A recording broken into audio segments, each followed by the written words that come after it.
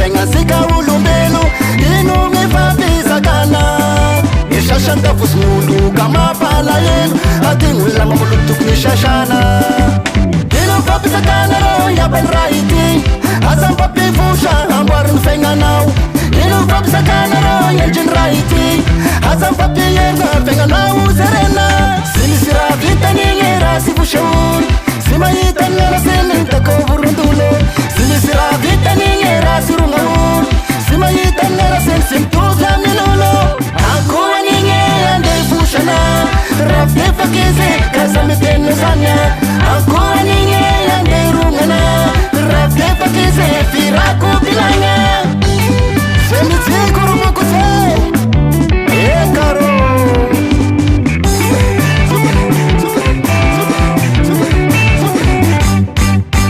samy mana fomba fiaigna sika olombelo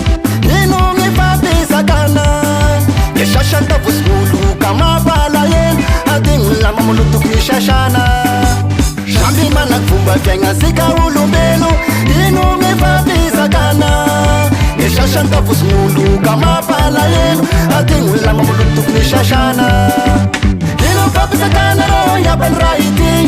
azampampivosa amboariny fiaignanao ino mifampisakana ro endriny raha ity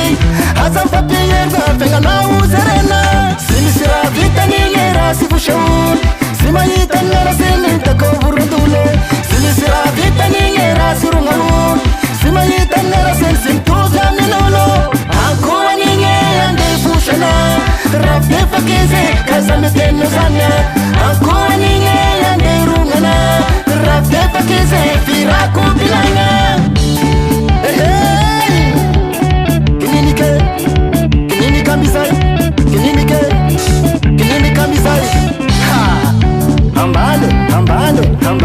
ambalo masaky zany zalaya zoroke zoroke zoroke zoroke zoroke zoroke zay zalaye egnery fosafosa sapitraka poko raiky aminao anio merci papa magloire katna velanao